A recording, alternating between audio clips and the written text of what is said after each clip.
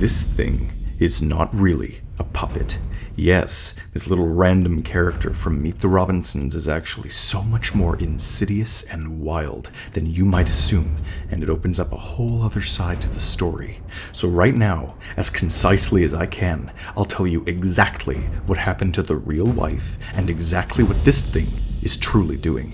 Because from what I've come to discover, it is not just a coping mechanism. Let's immediately get down to business. Petunia Robinson is her name. If you don't recall, I wouldn't blame you. She barely has any lines, but they are as follows. Your mother's trying to take a nap. What is all the yelling out here? She started it! I don't want to hear anymore! Oh, hooray, Italian food. I want a sloppy toast! Now, sweetie.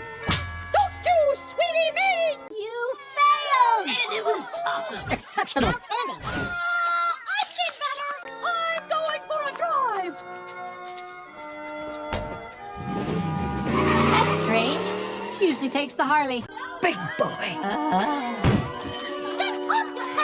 You'll notice that everyone seems to avoid the obvious, the elephant in the room, which is that, well, she's a puppet.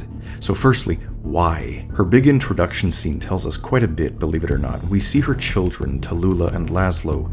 You'll see that both of these children notably have orange hair. So let's get the obvious things out of the way first. Nobody else in this family is a redhead, except for the doll. So are these two kids the child of a puppet person? No. Again, this part should be pretty obvious, but it seems as though there was a real Petunia and something happened, and now she's gone. This puppet is clearly a representation of the wife and what she was like before she left or died.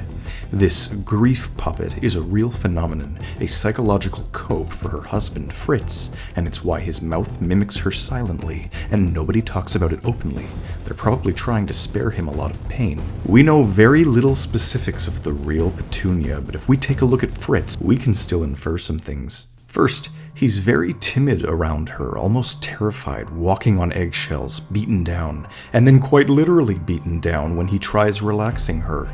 So she was a very irritable person. One scene also tells us that she was a somewhat sleepy person, as her kids arguing woke her up from a nap. The cap on this scene in particular, though, is her leaving and a car screech playing before Bud claims She usually takes the Harley. Petunia also gets mad at dinner, fears Uncle Joe when he doesn't get his peanut butter and jam, and she claims she's seen better failures, whatever that means. Lastly here, it is also worth noting that she doesn't seem to have an evil future counterpart either.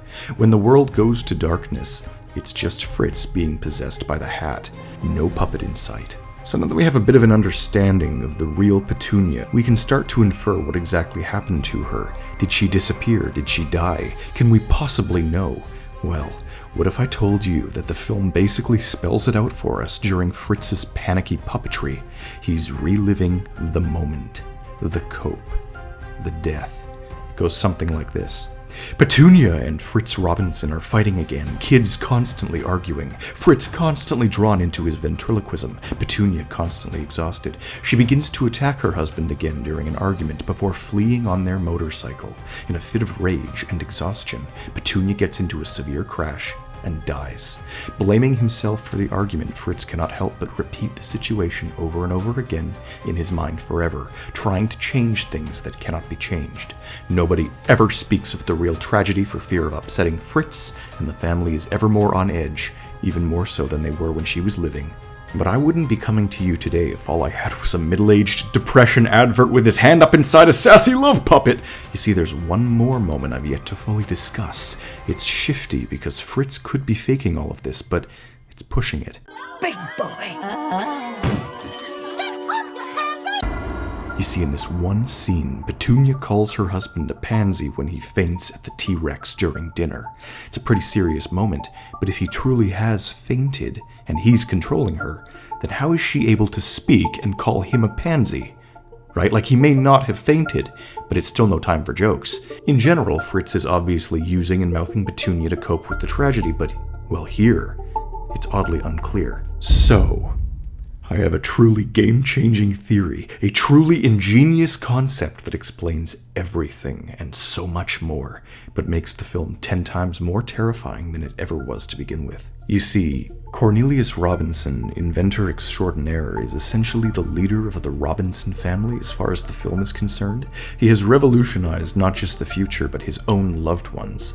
They live in a modded-out observatory. They have a sapient octopus butler. There's ominous plant people at their entrance singing frogs and a dog with glasses. So you might be thinking, what else could this man be up to?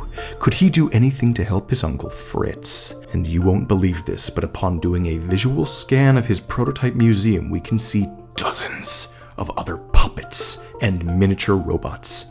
We also know for a fact that both Doris and Carl are fully intelligent beings that Cornelius created. So it must be asked, did Cornelius create the Petunia puppet? And is it alive? This is just the beginning of the story, but it certainly seems possible if Fritz did indeed faint, and it all fits with the theme going here. A robotic or a somehow living puppet to make Fritz's coping much easier.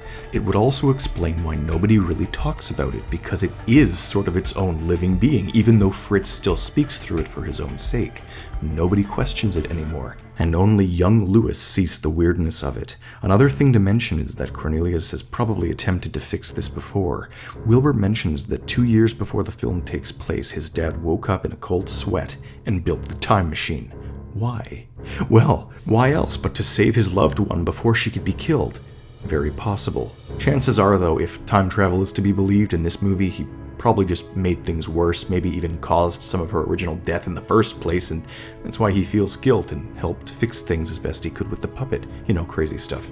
But people, I'm not done, because this all opens up another side of things that will deeply disturb you, and that is the simple fact that Cornelius has a risky track record when it comes to creating living robots.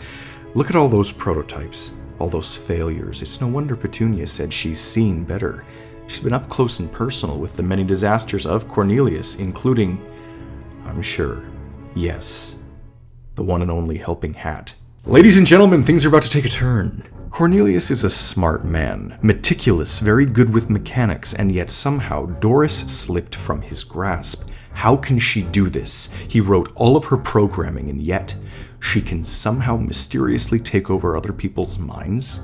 What for? Interfacing? No, that's autonomy. She goes above and beyond. It's so far out of his control.